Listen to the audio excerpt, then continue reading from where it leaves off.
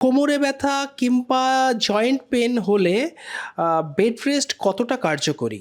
দেখুন, খুব কোমরে ব্যথা হচ্ছে কিংবা জয়েন্টে ব্যথা হচ্ছে সেটা কিন্তু আমাদের একদমই মুভ করতে দেয় না। তো তার জন্য আমরা রেস্টটাকে পছন্দ করি।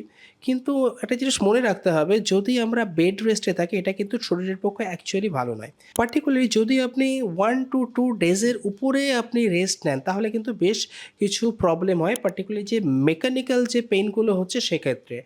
তো আমাদের হয় কি, বেশ কিছু মাসেলের উইকনেস চলে আসে কিংবা স্টিফনেস এইগুলো থাকে।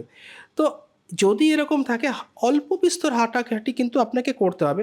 ধরুন সারফেসের মধ্যে একটু হাঁটলেন, কিংবা ধরুন যে একটু ওঠাউঠি করলেন এগুলো। তো ১ থেকে ২ দিনের বেশি কিন্তু আপনাকে একেবারে খাটে শুয়ে থাকা উচিত হবে না। কিন্তু একটা জিনিস খেয়াল রাখবেন, যদি কোনো পেইন, হ্যাঁ? আমার কোমর থেকে শুরু হয়ে পায়ে নামছে, একটা ঝিনঝিনি একটা হচ্ছে, এগুলো কিন্তু নার্ভ কম্প্রেশন এর জন্য হতে পারে। যেমন সায়াটিকা যেটাকে বলা হয়। এক্ষেত্রে আপনার খুব ভালো হয় যদি একজন পেইন ফিজিশিয়ানকে দেখিয়ে নেন। তো সেক্ষেত্রে তিনি আরো বেটার বুঝতে পারবেন অ্যাকচুয়ালি নার্ভের কোনো কম্প্রেশন আসছে কিনা কিংবা অন্য কোনো সমস্যা হচ্ছে কিনা। তো সেক্ষেত্রে আমাদের তার মতো চিকিৎসা করতে হবে।